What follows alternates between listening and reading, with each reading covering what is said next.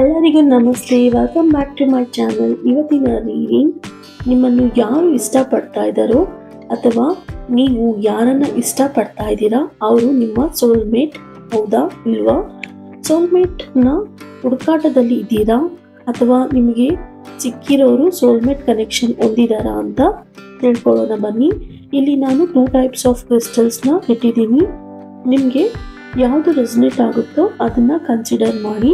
ನಾನಿಲ್ಲಿ ಕಾರ್ಡ್ಸ್ ಕೂಡ inner world outer world feelings ನಿಮ್ಮದು ಮತ್ತು ನಿಮ್ಮ ಪಾರ್ಟ್ನರ್ ಅವ್ರಿಗೂ ರೀಡ್ ಮಾಡ್ತೀನಿ. ಪ್ಲಸ್ ಅವರ ಕರೆಂಟ್ ಫೀಲಿಂಗ್ಸ್ ಏನಿದೆ ಅಂತ ಕೂಡ ನಾನು ತಿಳಿಸ್ಕೊಡ್ತೀನಿ. ಎಲ್ಲೂ ವಿಡಿಯೋನ ಸ್ಕಿಪ್ ಮಾಡದೆ ವಿಡಿಯೋನ ಕಂಪ್ಲೀಟ್ ಆಗಿ ನೋಡಿ, ಅರ್ಥ ಆಗುತ್ತೆ. ಆ್ಯಂಡ್ ಈ ಕಾನ್ಸೆಪ್ಟ್ ಎನರ್ಜಿ ತುಂಬ ಇಂಟ್ರೆಸ್ಟಿಂಗ್ ಆಗಿದೆ ಅಂತ ಹೇಳ್ತಾ let's pick black tourmaline crystal. ಯಾರೆಲ್ಲ ಸೆಲೆಕ್ಟ್ ಮಾಡಿದ್ದೀರಾ ಅವರ ರೀಡಿಂಗ್ಸ್ ಏನಿದೆ ಅಂತ. ಸೊ ನೆಕ್ಸ್ಟ್ ಅದಾದಮೇಲೆ ನಾನು ಸೆಕೆಂಡ್ ಕ್ರಿಸ್ಟಲ್ ಏನು ಸೆಕೆಂಡ್ ಕ್ರಿಸ್ಟಲ್ ಇತ್ತು ಅದ್ರ ಬಗ್ಗೆ ನಾನು ಹೇಳ್ತೀನಿ ಅಂತ ಹೇಳ್ತಾ, so first like black tourmaline crystal ಬಗ್ಗೆ ಯಾರೆಲ್ಲ ಸೆಲೆಕ್ಟ್ ಮಾಡಿದ್ದೀರಾ ಗ್ರೂಪ್ 1 ಅವರ ರೀಡಿಂಗ್ಸ್ ಏನಿದೆ ಅಂತ ನೋಡೋಣ.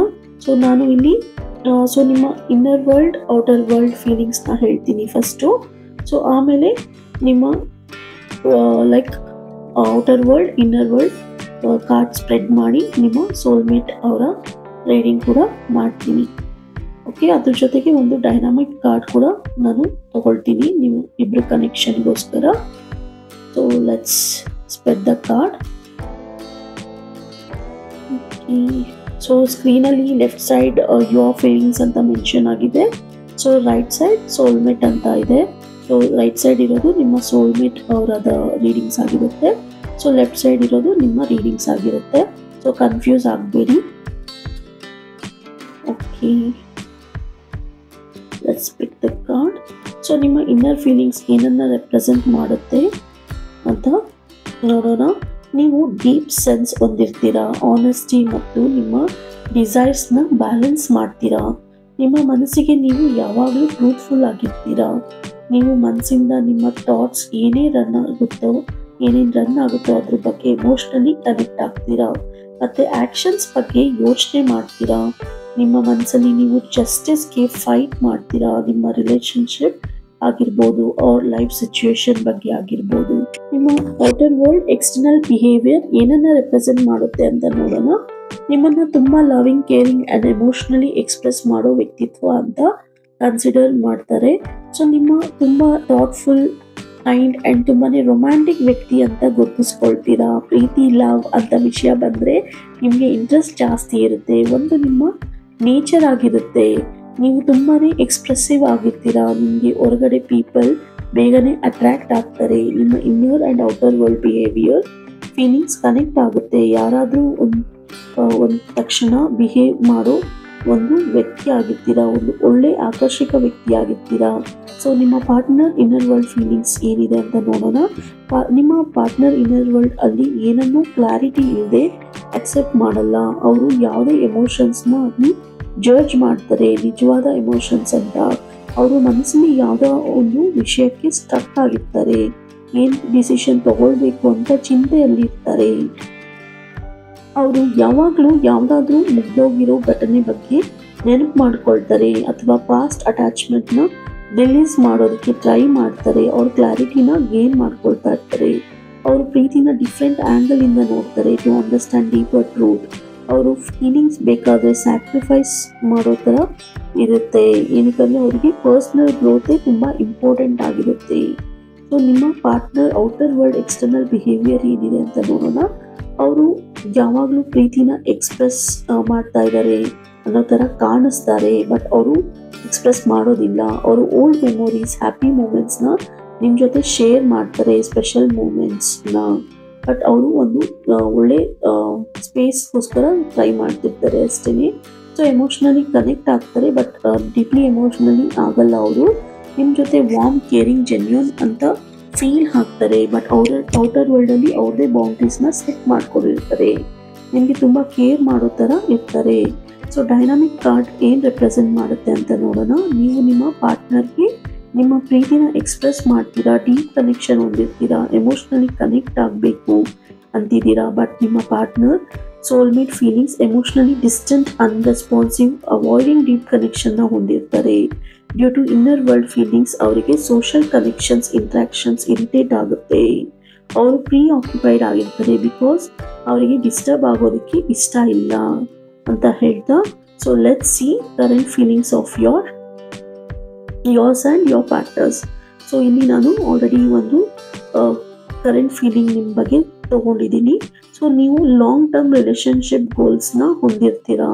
ಸೊ ನಿಮ್ಮ ಪಾರ್ಟ್ನರ್, ನಿಮ್ಮ ಸೋಲ್ಮೇಟ್ ಜೊತೆ ಒಂದು ಲಾಂಗ್ ಟರ್ಮ್ ರಿಲೇಶನ್ಶಿಪ್ ಗೋಲ್ಸ್ ಬಗ್ಗೆ ಯೋಚನೆ ಮಾಡ್ತಾ ಇರ್ತೀರಾ. ಸೊ ನೀವು ಆ ಥರನೇ ಇರಬೇಕು, ಒಂದು ಈ ರಿಲೇಶನ್ಶಿಪ್ ಒಂದು ಲೈಫ್ ಲಾಂಗ್ ಚೆರಿಷ್ ಮಾಡಬೇಕು ಅಂತ ಇಷ್ಟಪಡ್ತಿರ್ತೀರಾ. ಸೊ ಒಂದು ಒಳ್ಳೆ ಕೆಮಿಸ್ಟ್ರಿನ ಕ್ರಿಯೇಟ್ ಮಾಡ್ತೀರಾ, ಹೆಚ್ಚು ಅರ್ಥ ಮಾಡ್ಕೊಳ್ತೀರಾ ನಿಮ್ಮ ಪಾರ್ಟ್ನರ್ನ, ನಿಮ್ಮ ಸೋಲ್ಮೇಟ್ನ. ಅವ್ರಿಗೆ ಹೇಗೆ ಇಷ್ಟ ಆಗುತ್ತೆ, ನನಗೆ ಹೇಗಿರಬೇಕು ಅಂತ ಯಾವಾಗಲೂ ಯೋಚನೆ ಮಾಡ್ತೀರಾ. ನಿಮ್ಮ ಇನ್ನರ್ ವರ್ಲ್ಡ್ ಆಗಿರ್ಬೋದು, ಎಕ್ಸ್ಟರ್ನಲ್ ಬಿಹೇವಿಯರ್ ಆಗಿರ್ಬೋದು, ಎರಡು ಸೇಮ್ ಆಗಿರುತ್ತೆ ನಿಮ್ಮ ವಿಚಾರದಲ್ಲಿ. ಒಂದು ಒಳ್ಳೆ ರಿಲೇಶನ್ಶಿಪ್ಗೆ ಏನೆಲ್ಲ ಕ್ವಾಲಿಟೀಸ್ ಬೇಕೋ ಆ ಒಂದು ಕ್ವಾಲಿಟಿ ನಿಮ್ಮಲ್ಲಿ ಇರುತ್ತೆ. ಸೊ ಬನ್ನಿ ನಿಮ್ಮ ಪಾರ್ಟ್ನರ್ ಫೀಲಿಂಗ್ಸ್, ಅವರ ಫೀಲಿಂಗ್ಸ್ ಏನಿದೆ ಅಂತ ನೋಡೋಣ. ಅವರು ಯಾವುದೇ ಟ್ರ್ಯಾಪ್ಗೆ ಬೀಳೋಲ್ಲ, ತುಂಬಾ ಕೇರ್ಫುಲ್ ಆಗಿರ್ತಾರೆ. ಬಿಕಾಸ್ ಆಲ್ರೆಡಿ ಅವರು ಒಂದು ಹಳೆ ಟ್ರ್ಯಾಪಿಂದ ಬಿದ್ದು ಅವರು ತುಂಬಾ ನೋವು ಅನುಭವಿಸಿರ್ತಾರೆ. ಸೊ ಅದಕ್ಕೋಸ್ಕರ ಅವರು ಹುಷಾರಾಗಿ ಹೆಜ್ಜೆ ಇಡ್ತಾರೆ. ಸೊ ಏನೇ ಅವ್ರ ಹತ್ರ ಬರಲಿ ಅವರು ಥಿಂಕ್ ಮಾಡ್ತಾರೆ, ಜಡ್ಜ್ ಮಾಡ್ತಾರೆ, 2 times ಯೋಚನೆ ಮಾಡ್ತಾರೆ. ಅವರು ಯಾವುದೋ ಒಂದು ವಿಚಾರಕ್ಕೆ ಸದ್ಯದಲ್ಲಿ ಫೈನಲ್ ಟಚ್, ಫೇರ್ವೆಲ್ ಕೊಡಬೇಕು ಅಂತ ಯೋಚಿಸ್ತಿದ್ದಾರೆ. ಅವರಿಗೆ ಯಾವುದೋ ಒಂದು ಮನಸ್ಸಿನಲ್ಲಿ ಯಾವುದೋ ಒಂದು ನೆಗೆಟಿವ್ ಎನರ್ಜಿ ಇರ್ಬೋದು, ಯಾವುದೋ ಒಂದು ಎನರ್ಜಿನ ರಿಲೀಸ್ ಮಾಡೋ ಪ್ರಯತ್ನದಲ್ಲಿ ಅವರು ಇದ್ದಾರೆ. ಸೊ ಅದಕ್ಕಾಗಿ ಅವರು ಟೈಮ್ನ ತಗೊಳ್ತಾ ಇದ್ದಾರೆ. ಸೊ ನಿಮ್ಮ ಟೈಮ್ ಅವರಿಗೆ ತುಂಬ ಅಗತ್ಯ ಇದೆ ಅಂತ ಹೇಳ್ತಾ, ಗ್ರೂಪ್ 1 ಯಾರೆಲ್ಲ ಸೆಲೆಕ್ಟ್ ಮಾಡಿದ್ರಿ ಅವರಿಗೆ ಈ ಮೆಸೇಜ್ ಆಗಿರುತ್ತೆ. ಇಷ್ಟ ಆದಲ್ಲಿ ಪ್ಲೀಸ್ ಲೈಕ್ ಮಾಡಿ. ಸೊ ಕಮೆಂಟಲ್ಲಿ ನಿಮ್ಮ ಫೀಡ್ಬ್ಯಾಕ್ನ ತಿಳಿಸ್ಕೊಡಿ. ಯಾರೆಲ್ಲ ಸೆಕೆಂಡ್ ಗ್ರೂಪ್ ಆಪ್ಷನ್ನ ಸೆಲೆಕ್ಟ್ ಮಾಡಿದ್ರಿ, ಎಲ್ಲೋ ವೆಂಚರ್ ಕ್ರಿಸ್ಟಲ್, ಅವರಿಗೆ ಏನು ರೀಡಿಂಗ್ಸ್ ಇದೆ ಅಂತ ನೋಡೋಣ. ಸೊ ಫಸ್ಟು ಸೇಮ್ ನಿಮ್ಮ inner world and outer world thoughts and feelings ಬಗ್ಗೆ ನಾನು ಚೆಕ್ ಮಾಡ್ತೀನಿ. ಆಮೇಲೆ ನಿಮ್ಮ partner inner world and outer world behaviour ಪ್ಯಾಟರ್ನ್ಸ್ನ ನಾನು ಇಲ್ಲಿ ತಿಳಿಸ್ಕೊಡ್ತೀನಿ. ಸೊ ಬನ್ನಿ ನೋಡೋಣ. ಸೊ ನೀವು ಮನಸ್ಸಲ್ಲಿ ಡಿಸಿಷನ್ ತಗೊಳ್ಳೋಕ್ಕೆ ಕನ್ಫ್ಯೂಸ್ಡ್ ಆಗಿದ್ದೀರಾ, ತುಂಬಾ ಬ್ಲಾಕೇಜಸ್ ಇದೆ ಆ್ಯಂಡ್ ಸ್ಟ್ರಗಲ್ಸ್ ಮಾಡ್ತಾ ಇದ್ದೀರಾ. ಡಿಫ್ರೆಂಟ್ ಚಾಯ್ಸಸ್ ನಡುವೆ ನಿಮ್ಮ ಮನಸ್ಸಲ್ಲಿ ಗುದ್ದಾಟ ಇದೆ. ನೀವು ತುಂಬಾ ಭಯಭೀತರಾಗಿದ್ದೀರಾ, ಆತಂಕ ಅವ್ರು ನಿಮ್ಮ ಪ್ರೀತಿಯ ಬಗ್ಗೆ ಏನು ಅಂದ್ಕೊಳ್ತಾರೆ, ಏನು ತಿಳ್ಕೊಳ್ತಾರೆ ಅಂತ ಎದುರುಕೊಂಡಿದ್ದೀರಾ. ತುಂಬಾ ಯೋಚನೆ, ಚಿಂತೆಯಲ್ಲಿ ಇರ್ತೀರಾ. ಕೂತ್ರು ನಿಂತು ನಿಮ್ಮ ಸೋಲ್ಮೇಟ್ ಬಗ್ಗೆ ಯೋಚನೆ ಮಾಡ್ತೀರಾ, ಎಲ್ಲಿ ರಾಂಗ್ ಚಾಯ್ಸ್ ಮಾಡಿದ್ದೀರಿ ಅಂತ ಡೌಟ್ಫುಲ್ ಆಗಿ ಇರ್ತೀರಾ. ಸೊ ಕ್ಲಾರಿಟಿಗೋಸ್ಕರ ಮನಸ್ಸಲ್ಲಿ ಡಿಫ್ರೆಂಟ್ ಆಗಿ ಕ್ವೆಶನ್ಸ್ ಹಾಕೊಳ್ತೀರಾ. ಸೊ ನಿಮ್ಮ ಔಟರ್ ವರ್ಲ್ಡ್ ಬಿಹೇವಿಯರ್ ಏನಿದೆ ಅಂತ ನೋಡೋಣ. ಒಂದು ಒಳ್ಳೆಯ ಪಾರ್ಟ್ನರ್ ಸೋಲ್ಮೇಟ್ಗೋಸ್ಕರ ಚಡಪಡಿಸ್ತಿದ್ದೀರಾ. ಸೊ ಪ್ರೀತಿಯಲ್ಲಿ ಖುಷಿಯಾಗಿ ಇರಬೇಕು ಅಂದ್ಕೊಳ್ತೀರಾ. ಸೋಲ್ಮೇಟ್ಗೋಸ್ಕರ ಎಫರ್ಟ್ಸ್ ಹಾಕ್ತೀರಾ. ಸೊ ನೀವು ಆಲ್ರೆಡಿ ಸೋಲ್ಮೇಟ್ ಇದ್ದರೆ ಅವ್ರ ಮುಂದೆ ರೆಪ್ರೆಸೆಂಟ್ ಮಾಡ್ತೀರಾ, ನಾನು ಗುಡ್ ರಿಲೇಷನ್ಶಿಪ್ ಇರೋದಕ್ಕೆ ಇಷ್ಟಪಡೋದಕ್ಕೆ, ಇಲ್ಲಾಂದರೆ ಕನೆಕ್ಷನ್ಸ್ಗೋಸ್ಕರ ಅಲ್ದಾಡ್ತಾ ಇದ್ದೀರಾ. ಸೊ ಒಂದು ಬೋಲ್ಡ್ ಸ್ಟೆಪ್ಸ್ನ ತಗೊಳ್ತೀರಾ. ಸೊ ಕನೆಕ್ಷನ್ ಬಗ್ಗೆ ಜಾಸ್ತಿ ಟೈಮ್ ಸ್ಪೆಂಡ್ ಮಾಡಬೇಕು ಅಂತ ಬಯಸ್ತೀರಾ. ಬಟ್ ಅನ್ಎಕ್ಸ್ಪೆಕ್ಟೆಡ್ ಸರ್ಪ್ರೈಸಸ್ ನೀವು ಎಕ್ಸ್ಪೀರಿಯನ್ಸ್ ನಿಮಗೆ ಆಗುತ್ತೆ. ನಿಮ್ಮ ನೇಚರ್ ಆಫ್ ಲವಿಂಗ್ಗೆ ಸ್ಲೋ ರಿಸಲ್ಟ್ ನಿಮ್ಮ ಪಾರ್ಟ್ನರ್ ರೆಸ್ಪಾನ್ಸ್ ಆಗಿರುತ್ತೆ. ನೀವು ಯೋಚನೆ ಮಾಡೋಕ್ಕಿಂತ ಆ್ಯಕ್ಷನಲ್ಲಿ ನಿಮ್ಮನ್ನು ನೀವು ನೋಡ್ಕೊಳ್ಳೋಕ್ಕೆ ಇಷ್ಟಪಡ್ತೀರಾ. High energy, new beginnings, new romance ನಿಮ್ಮ ಔಟರ್ ವರ್ಲ್ಡ್ ಫೀಲಿಂಗ್ಸ್ ಆಗಿರುತ್ತೆ. ಸೊ ನಿಮ್ಮ ಪಾರ್ಟ್ನರ್ ಇನ್ನರ್ ವರ್ಲ್ಡ್ ಏನಾಗಿರುತ್ತೆ ಫೀಲಿಂಗ್ಸ್ ಅಂತ ನೋಡೋಣ. ಅವರು ಯಾವುದೋ ಒಂದು past issues are better emotionally strong ಆಗೋ ಪ್ರೋಗ್ರೆಸ್ಸಲ್ಲಿ ಇದ್ದಾರೆ.